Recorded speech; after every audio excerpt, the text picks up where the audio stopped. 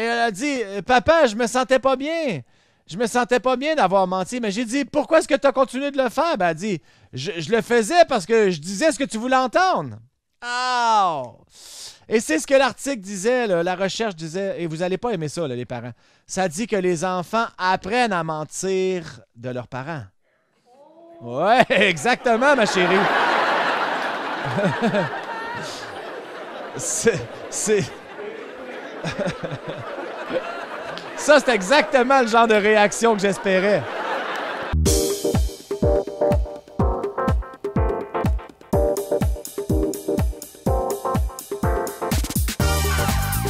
Bienvenue à l'église du Rocher de Winnipeg.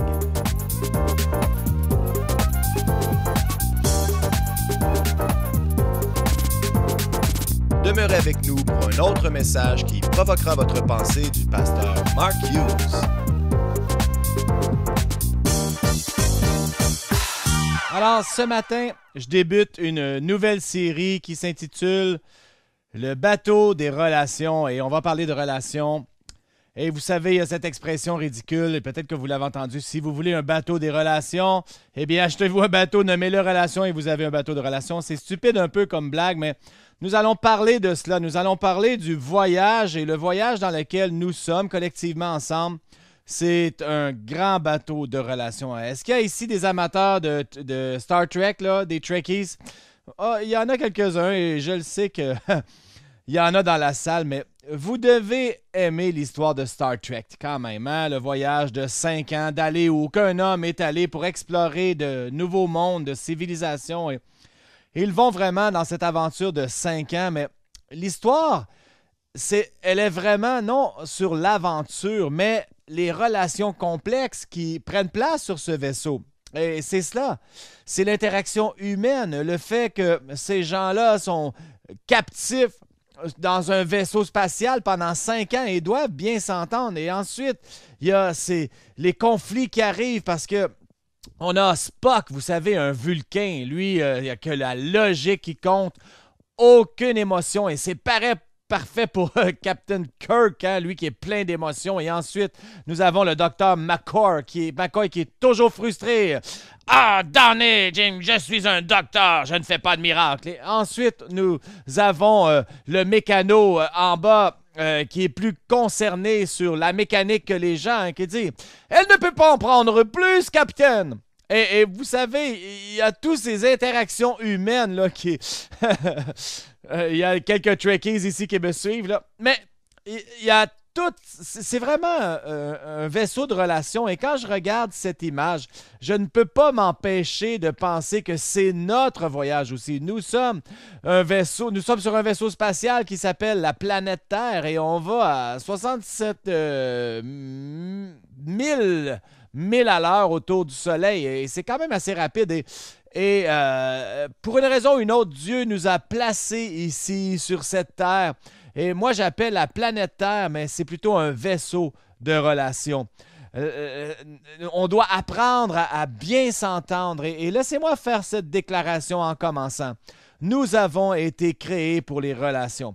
Et c'est la chose la plus importante que je peux vous dire aujourd'hui. Dieu nous a fait comme ça. Il nous a créés comme ça afin qu'on puisse avoir des relations les uns avec les autres. Et je vous dis ceci, à la fin de votre vie, la seule chose qui va compter, c'est les relations que vous allez avoir eues.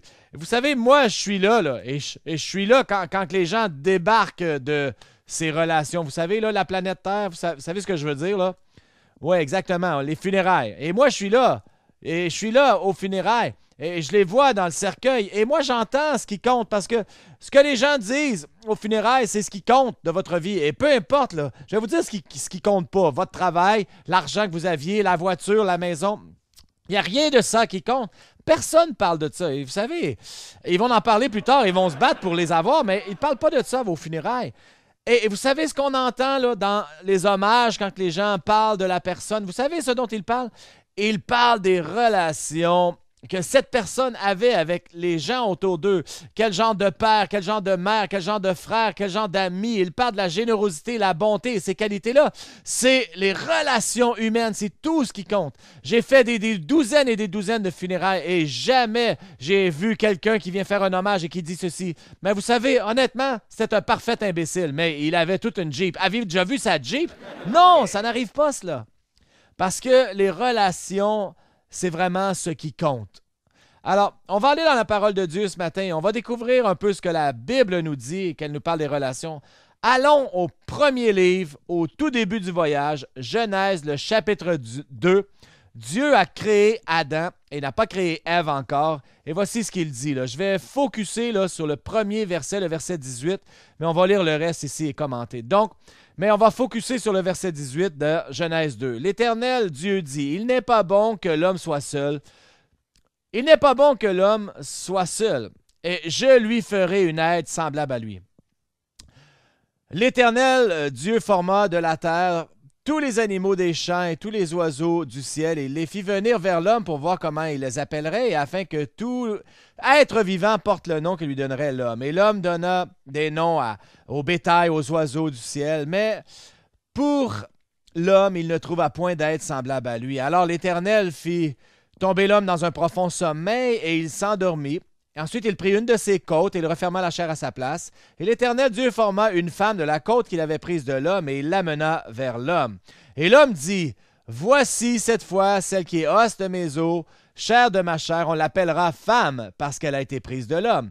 C'est pourquoi l'homme quittera son père et sa mère et s'attachera à sa femme et ils deviendront une seule chair. » Et je veux que vous pensiez à cela un instant. Toute cette narration, ça débute comme ça. Il n'est pas bon que l'homme soit seul. Est-ce qu'Adam était seul? Il avait des relations et des relations avec Dieu, mais Dieu dit, ce n'est pas pour cela que je l'ai créé. Ce n'est pas pour la seule raison pour laquelle je t'ai créé. Je ne veux pas que tu sois ici seul sur la terre. Alors, je vais créer une aide semblable à toi. Et n'interprétez pas ça mal ici étant seulement pour le mariage. Non, la femme, c'était juste le commencement et après, ça a été les enfants, les cousins, les oncles, etc., etc. Et la terre a été peuplée à cause de ce premier moment. Et la raison, c'était parce qu'il n'était pas bon que l'homme soit seul. Dieu nous a donné, chacun d'entre nous, des relations humaines. Il nous a placés là. Et je ne sais pas si vous trouvez ça bizarre. Hein? La première chose, il dit, il n'est pas bon que l'homme soit seul. Et ensuite, il crée les animaux et il les fait parader devant. Il est en train de nommer les animaux. Et quelle déclaration bizarre. Il dit, il ne trouva point d'être semblable à lui. Il y a toujours quelqu'un qui écrit un blog. Là. Il dit, tu vois, Dieu cherchait un autre animal pour l'homme. Et il y a au moins une raison pour laquelle on sait que c'est pas vrai. Que ce n'était pas de trouver quelqu'un au milieu des animaux pour Adam. Et la raison, c'était que s'il nommait les animaux et les a amenés à Adam, eh bien, évidemment, il venait en paire. Parce que il nommait les animaux et tous les animaux avaient le nom du mâle ou de la femelle. Hein? Le bétail, c'était du bœuf et c'était des vaches, les poulets, il y avait les poules, les coqs. Donc, il les nommait. Évidemment, il n'y avait rien pour lui. Ils étaient déjà en couple. Mais l'autre chose qui ressort de cette histoire aussi, c'est qu'Adam, on lui aurait révélé que tous les animaux étaient en paire. Alors, lui, il était seul. Alors, il s'endort. Quand il se réveille, Dieu a fait la femme et il a su exactement ce qu'elle était. Avez-vous, là, il n'a pas dit « qu'est-ce que c'est ça? » Et c'est ce qu'habituellement, ce que les gars font. « Qu'est-ce que c'est ça? » Et là, il aurait dû lui expliquer. Non, Dieu n'a rien expliqué parce qu'il avait vu tous les animaux en paire et lui n'était pas avec quelqu'un d'autre. Donc, lorsqu'il ouvre ses yeux et il voit la femme et il dit « Wow! Wow! Elle est belle! » Il savait exactement qu'est-ce qu'elle était et il savait exactement quoi faire à l'ensuite. Du moins, je pense, elle était nue. Ce dont on va parler ce matin, on va parler des relations et le fait que Dieu nous a créés pour avoir des relations les uns les autres. La neuroscience commence à révéler cela dans des termes très intéressants. La façon qu'on a été créé pour des relations, comment Dieu nous a créés. La science est en train de nous dire comment ça fonctionne. Et une des choses qu'ils ont découvert, c'est que le cerveau d'une personne est câblé, si vous voulez, pour créer des attachements avec d'autres êtres humains. Nous avons des neurones qui s'allument quand on est en contact avec d'autres personnes. Quand vous êtes face à face avec quelqu'un, hein, soit une amitié qui se développe ou des fois non, si c'est quelqu'un du sexe opposé, vous êtes intéressé romantiquement à cette personne-là, qu'est-ce qui se passe? Et une des choses que la neuroscience a découvert, c'est ce qu'on appelle des neurones miroirs. Et ils sont ces neurones que lorsqu'on est à proximité de quelqu'un d'autre, eh bien, ça s'allume et dans nous et dans l'autre personne. Regardez l'image, voyez-vous, les neurones miroirs. Et ça dit quand on regarde dans les yeux de quelqu'un d'autre, nos cerveaux connectent. C'est comme si il y a comme un champ de communication là, qui prend place là. Et dans cette salle ici, on connecte, il y a un certain sens de relation aussi dans la salle. Et c'est présent à la naissance. Regardez cette photo-là, vous allez reconnaître ça quand on nourrissait nos enfants. On ne peut pas parler à un enfant d'1 an, ils ne nous comprennent pas, mais on peut communiquer avec eux, hein, le non-verbal. Et là, vous nourrissez et instinctivement, vous ouvrez votre bouche et ils ouvrent leur bouche. Pourquoi ils font le miroir, ce que vous faites, hein, la maman et le bébé face à face? Regardez l'autre image, une sœur et sa petite sœur, et ils touchent son nez, et la petite sœur fait la même. Elle ne sait pas pourquoi elle touche son nez, elle touche son nez simplement, et regardez ces deux-là. Voilà. Vous avez tous vu cela. Et ça commence à la naissance. On commence à mimer, on connecte neurologiquement et ça continue pour le reste de notre vie. Chaque relation qu'on a eue. Combien ici, vous vous souvenez, là, quand le rideau de fer est tombé à la fin des années 80, début 90, et les pays du bloc de l'Est là, sont survenus. Il y avait des orphelinats en Roumanie. Hein? On voyait ces images-là partout sur la télé parce qu'il y avait des orphelinats d'enfants abandonnés et ils mouraient rapidement. Il y avait un taux de mortalité de 40 ou 50%. Et ce qui était bizarre, c'est qu'il y avait de la nourriture, il y avait des vêtements, il y avait de la chaleur, il y avait des abris. Tous les besoins physiques étaient là et malheureusement, 40 à 50% mouraient. Et ils ont découvert qu'ils mouraient à cause d'un manque de contact humain. Un être humain ne peut pas vivre sans le contact humain. On a ce besoin de connecter avec d'autres êtres humains et si nous n'avons pas cela, eh bien, d'une certaine façon, ça pourrait être fatal. Alors, quand la parole de Dieu nous dit ici qu'il n'est pas bon que l'homme soit seul, eh bien, ce n'est pas des blagues. Vous savez, l'homme a été créé pour des relations. Je veux que vous compreniez que la vie, c'est des relations et c'est vraiment ce qui compte. Et ce matin, mon message s'appelle « Ne fais pas tanguer le bateau ». Et je veux parler des choses qui font tanguer le bateau des relations. Il y a certaines choses qui arrivent dans notre vie qui prennent place, qui peuvent faire tanguer et même faire chavirer et même couler le bateau de notre relation. Alors, si on est dans ce vaisseau de relation, on doit trouver comment bien réussir. Et dans les dernières minutes qui me restent, je vais parler de certaines choses qui font tanguer le bateau. Je vais vous donner 3 points clés qui font tanguer un bateau. L'iniquité, le manque de sincérité et l'insécurité. Les 2 premiers sont bien évidents, le 3e un peu moins, mais je vais vous l'expliquer. La première chose qui fait tanguer le bateau, là, c'est l'iniquité. Ça, c'est pas juste quelque chose qui fait tanguer, mais plutôt il fait couler le bateau.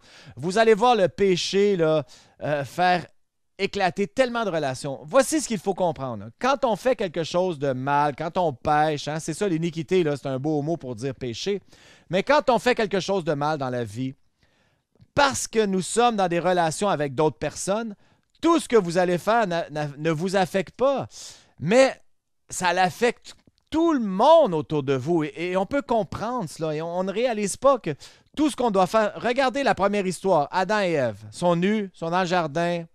Et Dieu dit, il y a juste une règle. La règle, c'est ne mangez pas de l'arbre de la connaissance du bien et du mal au milieu du jardin, parce que le jour où vous en mangerez, vous mourrez. Alors, 5 minutes plus tard, ou peu importe comment ça vous prend de temps à lire le chapitre 3, ils sont tout près de l'arbre et ils mangent de l'arbre. Est-ce qu'ils sont morts physiquement? Non. Alors, s'ils ne sont pas morts physiquement, sont-ils morts? Comment sont-ils morts? Spirituellement. Donc, s'ils sont morts spirituellement, qu'est-ce que ça veut dire exactement?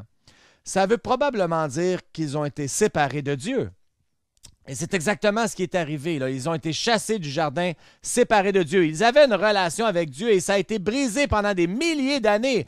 Et l'homme était dans son insécurité, ne sachant pas qui il était et qui était son créateur à cause de ce moment. Et voici ma question là, sur la chute d'Adam et Ève. Qui a été affecté? Tout le monde. Tout le monde. Non seulement ça l'a affecté Adam et Ève, mais ça l'a affecté tout le monde. Ça l'a affecté toutes choses. Qu'est-ce qu'ils ont perdu? Ils ont tout perdu. Ils ont perdu leur maison. Ève, c'était la première femme dans l'histoire qu'à cause d'un problème de nourriture, elle a tout perdu. Elle a perdu sa manger, sa sécurité financière, le jardin. Ils ont perdu leur liberté. Comment les enfants, comment ont-ils grandi? Hein? Comment est-ce que Caïn et Abel étaient pas? Ils allaient bien hein, quand même. Caïn a tué son frère, mais à part de ça, quand même, c'est pas trop pire. Voyez-vous comment, quand les mariages, les gens se divorcent, qu'est-ce que les gens vont dire? Ah, les enfants sont résilients. Ouais, je peux voir Adam et Ève, là, ils quittent le jardin. Comment est-ce que ça va nous affecter? Les enfants sont résilients, fais-toi-en pas, Adam. Ah oui, quelques années plus tard, il tue son frère. Voyez-vous, tout le monde est affecté. Et voici ce que l'on fait. On regarde les 10 commandements, on regarde les règles de Dieu et on dit « Ah, Dieu, quel rabat-joie cosmique, hein? Tous ces règlements-là, les 10 commandements. Qui peut garder les 10 commandements? » Et savez-vous, une des choses que l'on fait, une des erreurs que l'on fait, c'est quand on regarde les 10 commandements, on les voit comme des règles religieuses plutôt que qu'est-ce qu'ils sont. Savez-vous qu'est-ce qu'ils sont vraiment? Ils sont l'habilité de protéger nos relations. Pensez-y un instant. Chaque loi du 10 commandements était sur des relations. Pourquoi ne pas avoir de faux dieux devant nous? Parce que ça ruinerait notre relation avec Dieu. Pourquoi ne pas commettre l'adultère? Parce que ça va ruiner votre relation avec votre femme. Pourquoi ne pas voler? Parce que ça va ruiner votre relation avec ton voisin. Et la liste continue.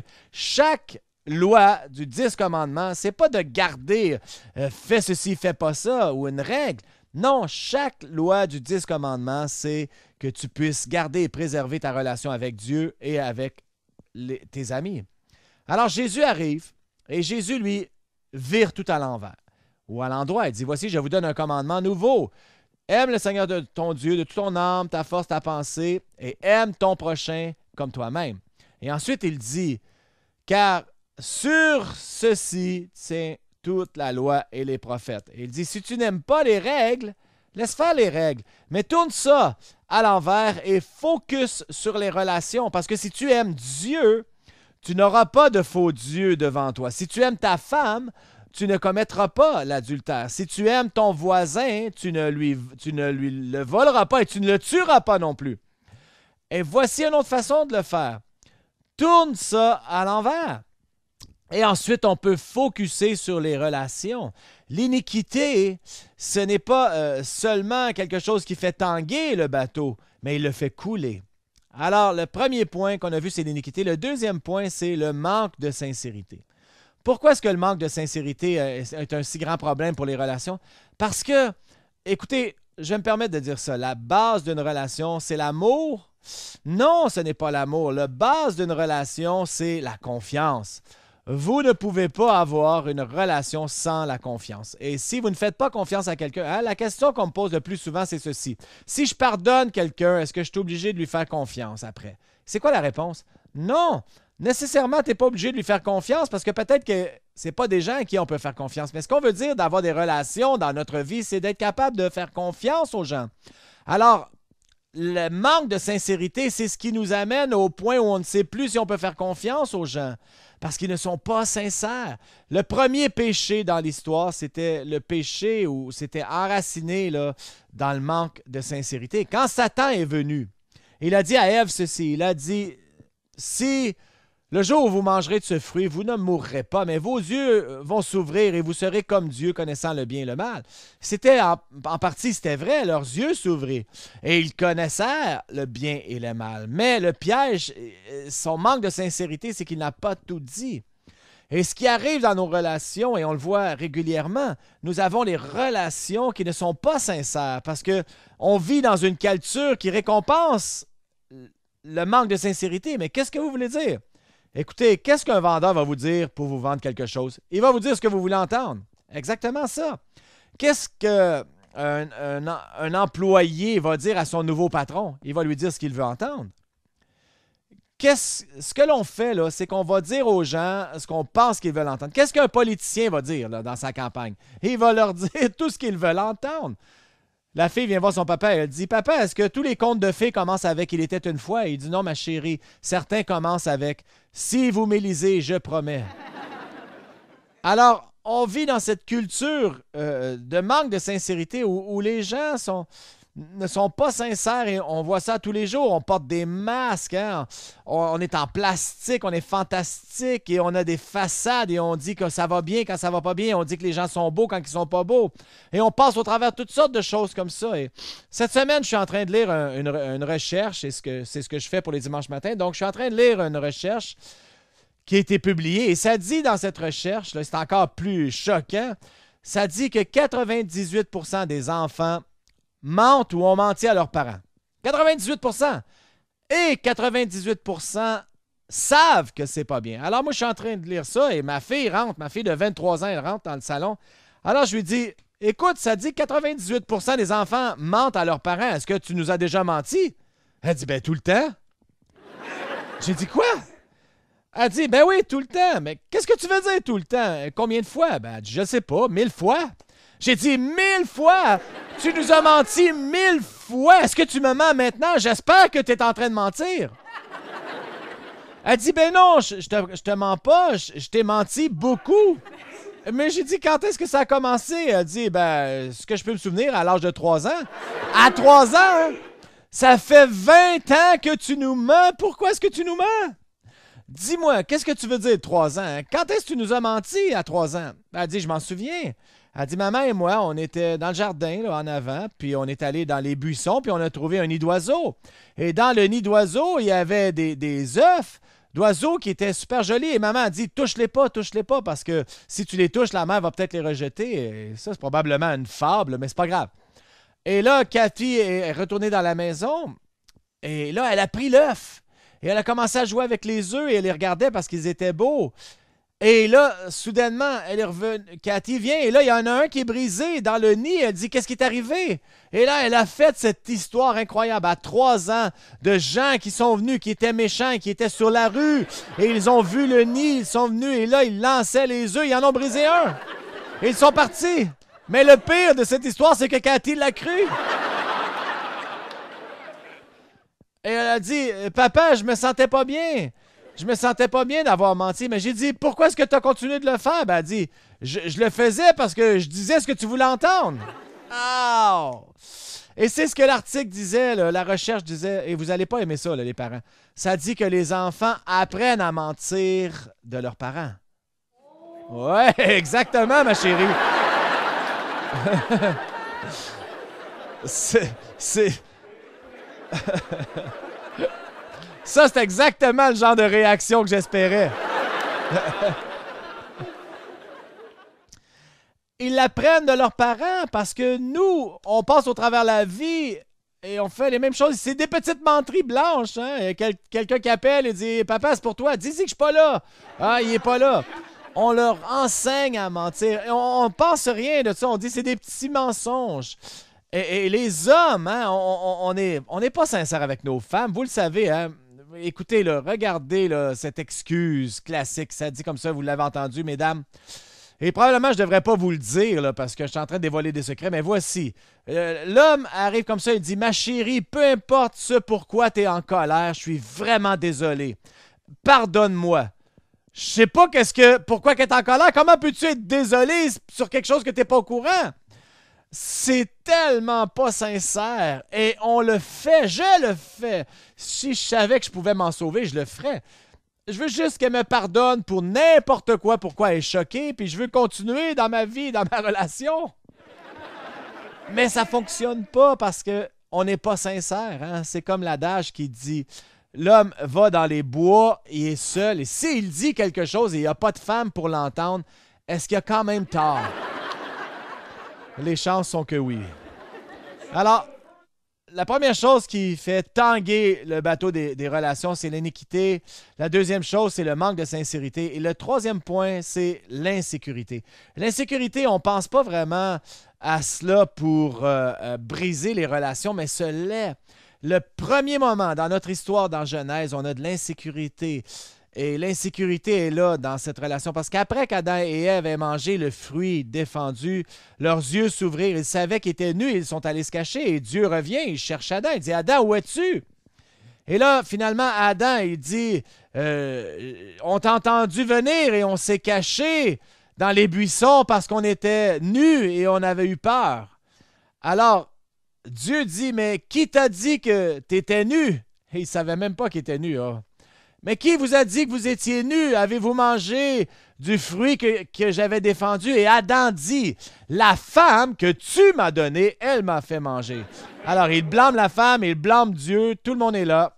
Et c'est à qui la faute? Et ne ratez pas ceci, là.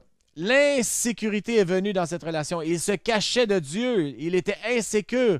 Et il avait peur de sa nudité. Et c'est ce qui arrive avec nous. On devient insécure parce qu'on ne veut pas que les gens nous voient comme on l'est vraiment. On ne veut pas que les gens voient notre nudité. On ne veut pas que les gens voient notre vulnérabilité. On ne veut pas que les gens voient nos faiblesses et on est insécure dans ces relations. Mais soyons honnêtes ici, là.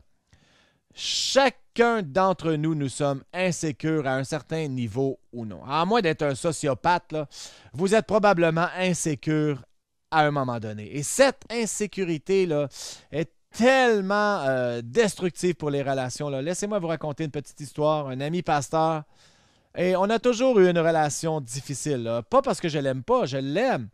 Mais pour une raison que j'ignore, là, il est intimidé par moi. Et mes enfants me disent que je suis quelqu'un qui est intimidant. Je ne me vois pas comme ça. Je vois ça comme une petite coccinelle que tout le monde aime. Là.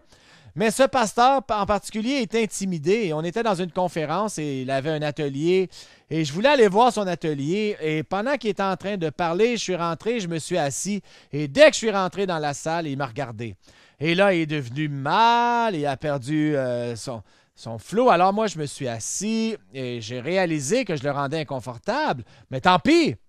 Alors, 5 minutes un peu plus tard, là, j'ai fait un sourire. Et peut-être c'est un petit sourire, là. Et là, il l'a complètement perdu. Il m'a pointé, il m'a dit, « Mark Hughes, tu penses que tu es si intelligent, tu viens ici, tu me donnes de la misère. » Hey, j'avais souri! Il savait même pas pourquoi j'avais souri. Peut-être que je venais juste de passer un gaz. Et là, il me pointe.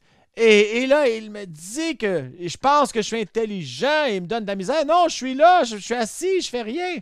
Et là, il a repris, il a continué son discours. Et ensuite, il est venu me voir. Et là, il commence à me dire, « Ah, je veux que tu saches, Marc, lorsque je parlais de toi, là, et je te faisais des compliments là, sur à quel point tu es intelligent. » Ah oui, pourquoi ne pas ajouter le mensonge à ton insécurité? Mais la réalité est celle-ci. Nous sommes tous un peu insécures et c'est pour cela que ça revient directement au grand commandement.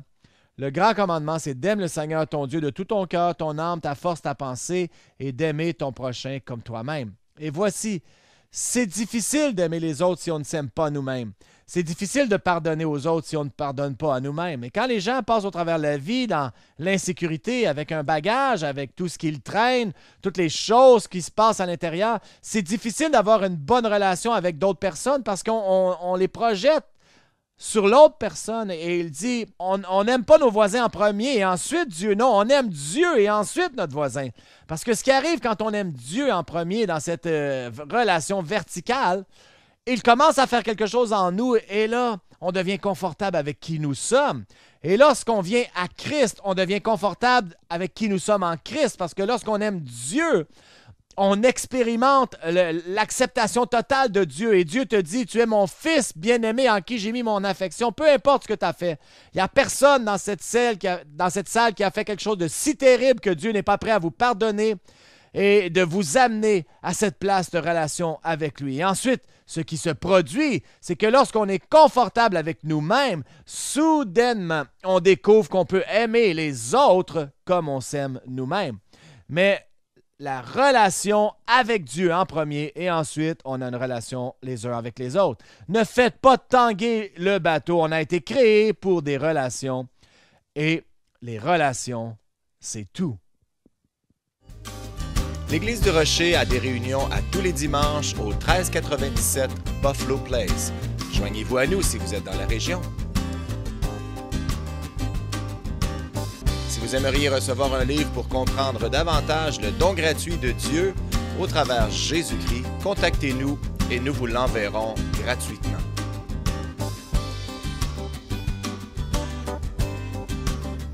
Visitez notre site web au www.churchoftherock.ca. Merci d'avoir été avec nous et que Dieu vous bénisse.